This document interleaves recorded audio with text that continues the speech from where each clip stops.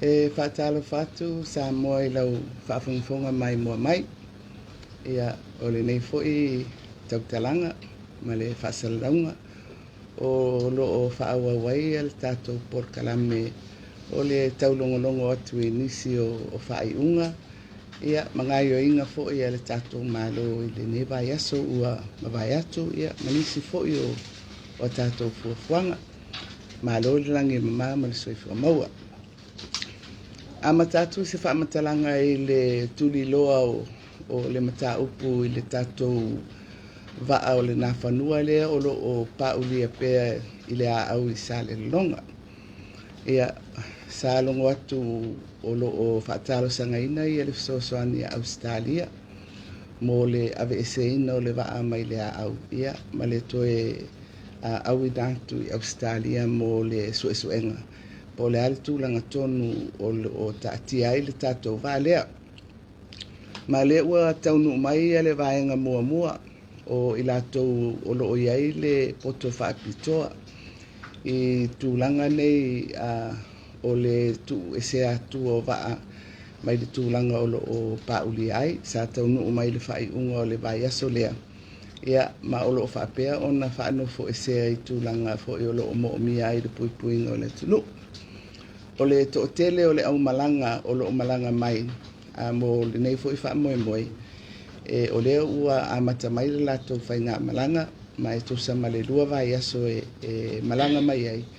Ma o le a whaitauina I aso ia malanga mai ai ia le au baa lea. Whaonga lea ma piliota o le whaanofo esea. Ina ia mawhai ai o na amata lea le lātou ngā luenga I le taunu mai I Samoa. O feuta na inga I le vao malo lua o lo o tau ebe ina Australia le tūlanga o le o mai o lātou tangata o lo ieito mai whaapitoa. Ia ma le toso ina o le vaa toi whaafo I atu I Australia whai ei suenga. O nisi o tūlanga I tua atu o le naso suenga ia o te manatu. O le a whaawawai Faatalanoaga I le vao malo lua. Ai mai se I le tūlanga o le toi whaalelea o le vaa. Ia po ua whaale au ngā ina ato fo I le vaa ona ua onga tele ia sona whaina. Ia a o nā tūlanga fto a mawalele ia se tonu pe a mai a le rei a le suesuenga o lo o iei le to mai whaapitoa. I le to esea la o le nā whanua e le ngata I lana ngā luenga o lo whailawa I stono o le loto I whale o Samoa ia. A o lana ia fo I lango I le porkalame mo le tātou I tūlangi I le puipuia o tātou tua o I sami. Ia o lea o lo o whailawa le tūlanga masani sa whaia fo I isi taimi a ua na le awa noa ai le nā whanua. Mai o le sosoani e tau wala mai lea I o tātou a motu tua oi I le tātou whaai tūlangi. I a lātou waa, ia ai maise I a le vaenga lea I a Amerika Samoa I le lātou Coast Guard o lātou ia pito tau le lata mai. A loo ia I fo'i a le sosoani whaapitoa a malo ia o Australia o New Zealand o Falani ma Amerika. I a lātou vaalele. O lātou whaia pea ia le ngā luenga lea o le lele ma maitawina ia mea o lo tutupu I o ngā sami o le Pasifika. Mai o se tasi o le fuawaa o nā lele o lo whaia le ngā luenga o puipuinga. O lea e nofo ma whaamau I nei I le tātou malai lele I whaleolo. Mai o tūlanga le nā e whaamau tui nai le puipuinga o tātou tua oi ma o ngā sami. O le sa whaatino e le nā whanua. Ia o le mataupu lona lua o a tātou polo inga fui e whaatatau I le tūlanga o whaalawe whaafuate. Le lava ua lewa o na whaanga solo mai ei le tātou watunu ai mai se talu o na tūla I mai le whaamai o le COVID-19. Mai e au fui o na toi whaawau ia le tātou polo inga lea. Mai a le polo inga lo whaanga solo nei le aso lua fulu iwa o Aukuso mai e ao na toe whafawina mo leisi fo'i masina e pei ona tātou sauai. Mai o lea na fautuaina ai e le kapeneta i le tātou komiti o le New York ina ia whapena ona toe a whaafouina i a poloa inga whaatatau lea mo le taimi o le aso tolu se fulu Aukuso e anga i atu i le aso lulu ono se tema. Mai o se tau o se teu ngala ititi o iai e whaamautinoa ati li ai nisi o fuafuanga ua tatala o i tūlā ia mo tātou whale o loa la iti i aso sā ma o lea ua tatala mai le se fulu lua i le auli se i o atu le se fulu i le afiafi.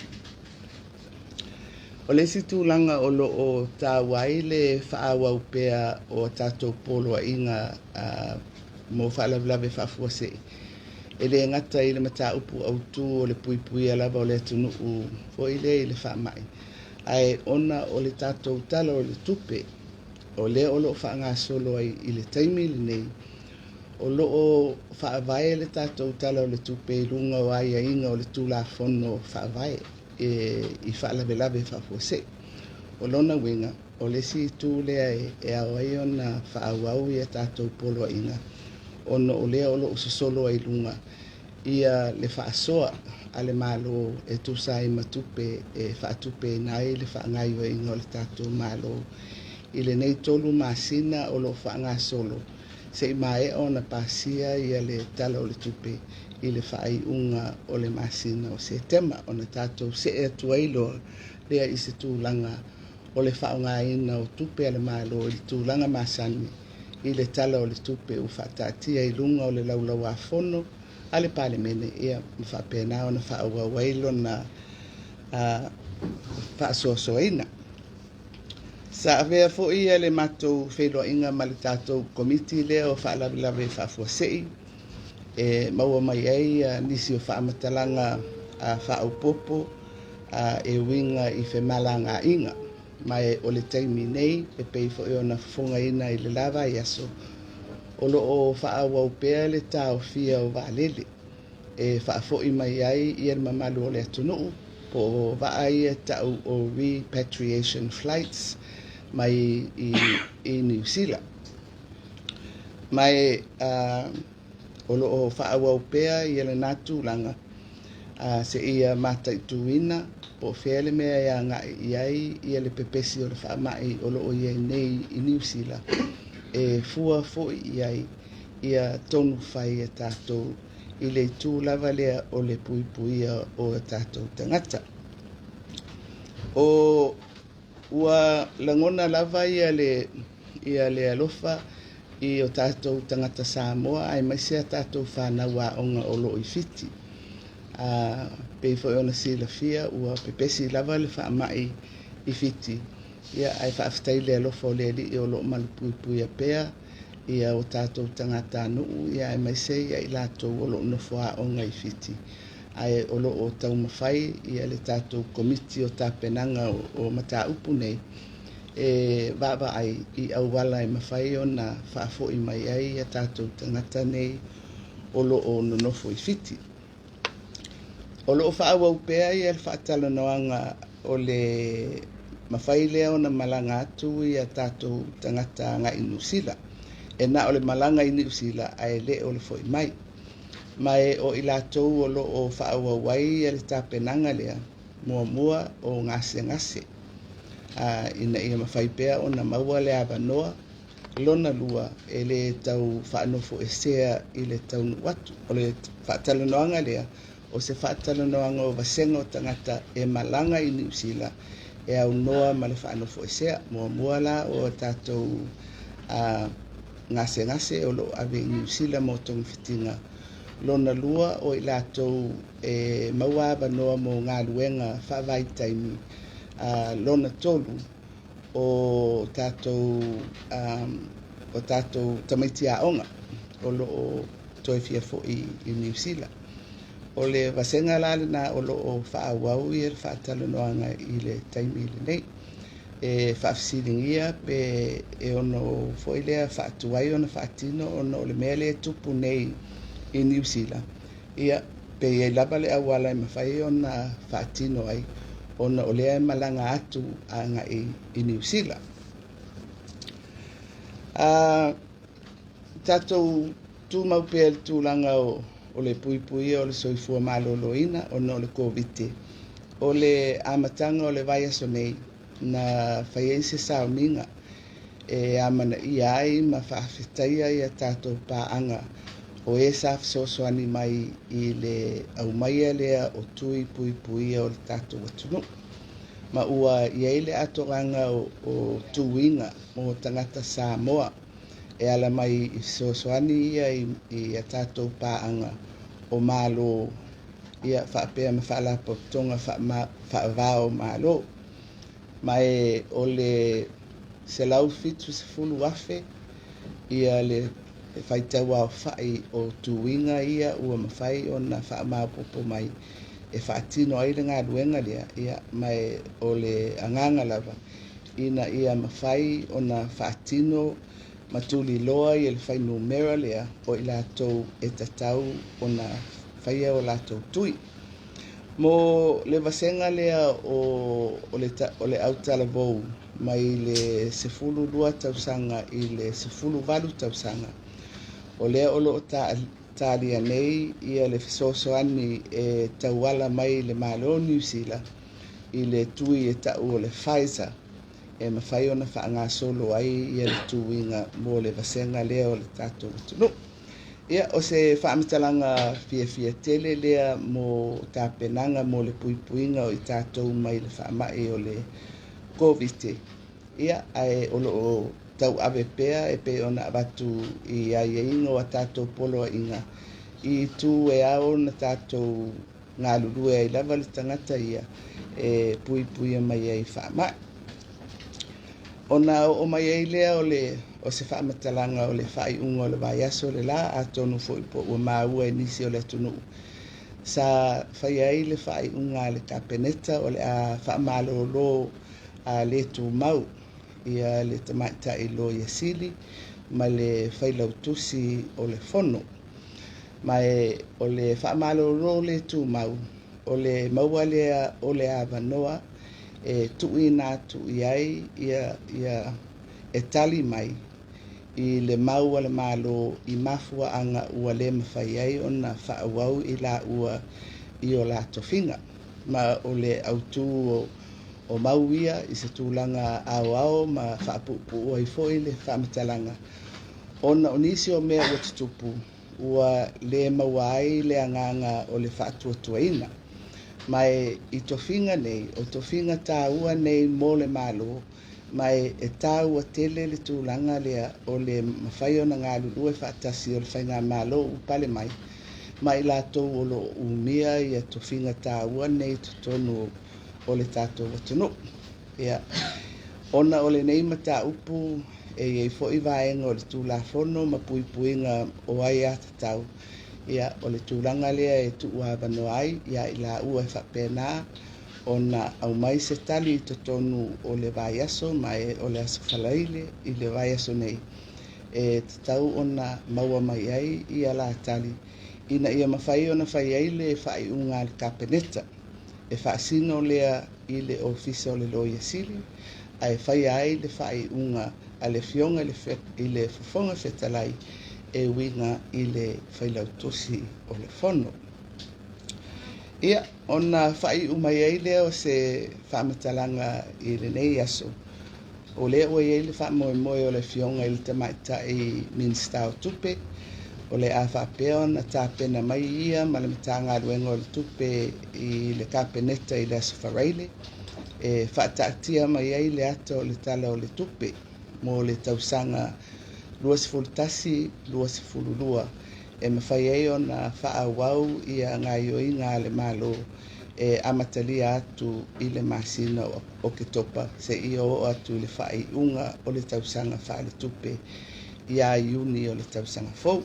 Ia o se tāpenanga tā ua tele lea, mai e iei le whaamoe i le tūlanga masani, i le whaataatia mai le laulau a fono o le kapeneta, o le tala o le tupe ua fuafuaina, ia ona whaapea lea ona whaanga solo atu i le laulaua fono a le palemene i le masina fou. Good afternoon, Talo Falava. This is the continuation of our weekly updates on some of the decisions undertaken by Cabinet and also some of the events and activities of government during the week. I would like to update you on the salvage operations for the Nafanua. We have now received 3 people who arrived at the end of last week for the salvage team.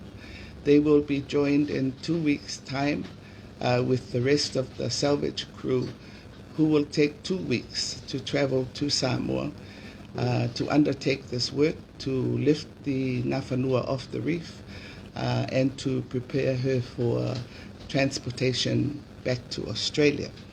The 3 people who arrived at the end of last week are now in quarantine under our usual conditions. The rest of the crew who are traveling by sea will take 2 weeks, and those 2 weeks will be taken as their quarantine period so that they are able to immediately undertake the work of being able to uplift the Nafanua and prepare her for transportation to Australia. The Government of Australia has been very generous in providing us with this assistance to salvage and to transport the Nafanua back to Australia. When the assessments have been done on what the condition of the boat is, then the 2 governments will have negotiations as how we will move forward. In the meantime, with the Nafanua out of commission, the regional collaborative effort will step in, not only through the work of the fleets within the region, and our nearest neighbor, of course, American Samoa, with the services of their Coast Guard, but also the air surveillance that is also a regular feature in providing surveillance and security for the region. In fact, one of the Air Force planes under that program is here in Faleolo and works out of Faleolo on that program. So we feel confident with the Nafanua being out of commission, that through the collaboration with our partners, that the security of our borders and our surrounding seas are being looked after by the programs I have alluded to. We also had an update from our New York committee, who have advised the continuation of the emergency orders, that the proclamations of the emergency orders, that they be continued. The current order takes us to the 29th of August, so the next period will commence on the 30th of August until the 26th of September. And you will note that these renewals of the proclamations are done on a monthly basis. Apart from the protections for the COVID, by which the proclamations were commenced last year, our current budget is actually provided for under the provisions of emergency conditions. So this is one more reason to continue the proclamation for emergencies, is that the government budget is also vested in that. We were updated by the committee also on flights into Samoa or out of Samoa. Last week we made the decision to defer all repatriation flights from New Zealand given the new outbreak. and that we will keep an eye on the situation in New Zealand and make the appropriate decisions with regards to incoming flights to Samoa. We will still have the cargo flights, and those cargo flights are able to take people out of Samoa, and they will continue. The committee is still negotiating with the New Zealand authorities on a New Zealand one-way quarantine-free program, and the people who this program are targeted to our health cases being taken to New Zealand, the seasonal workers scheme, and some returning students who may have to return to New Zealand. So these are the groups that are being considered for quarantine-free entry into New Zealand. We are continuing our discussions along the same vein with American Samoa, but more a two-way travel bubble. And also, we are also seeking American Samoa's help, especially with our health sector. Our CT scan is not working in our national hospital. The nearest CT scan is in American Samoa, and the request has gone to the American Samoan government whether we can bring our cases to American Samoa to help with the diagnosis of our patients. So we hope that we will be able to do that with American Samoa to help us out at this time while we are awaiting the replacement of our CT scan.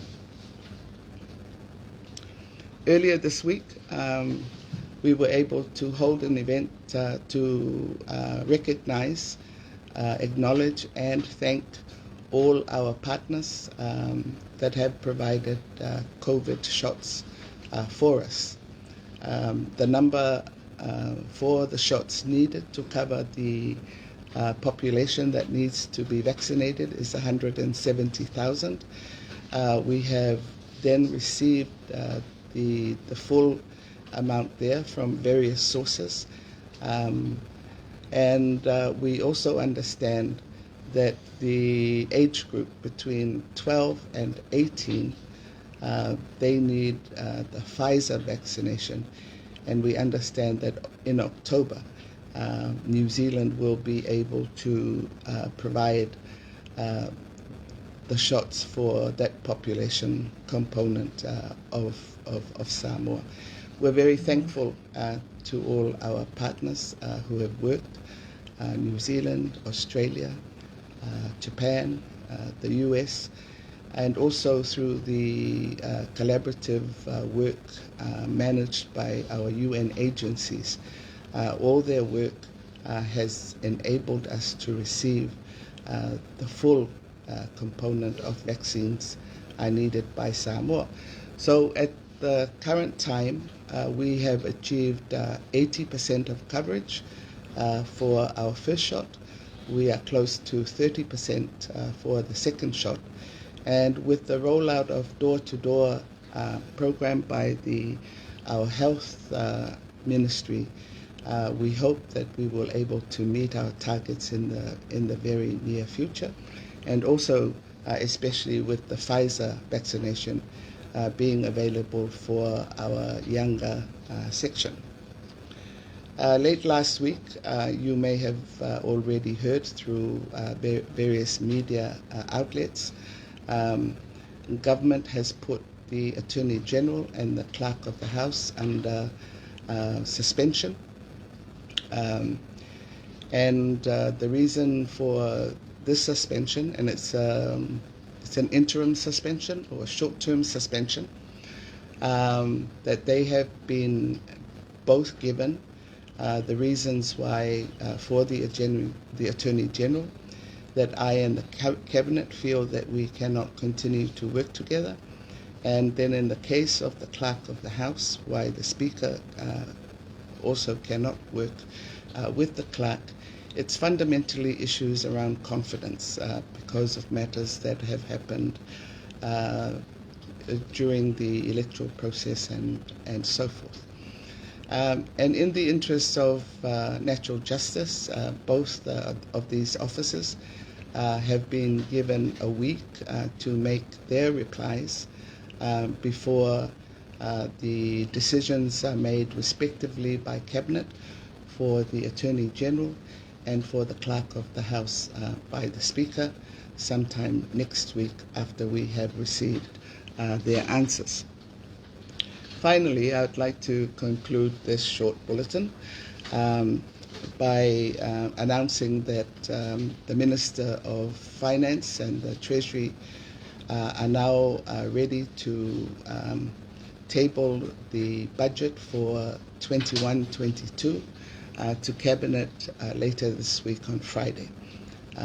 This is an important development so that we can process a full budget and to lay that proposed budget on the table for Parliament's consideration in September. So we are very pleased that the Minister of Finance and the Ministry of Finance are now at a point where we can begin that process. So that concludes my short bulletin for today. Yeah, Manuel e Afiafi soifua.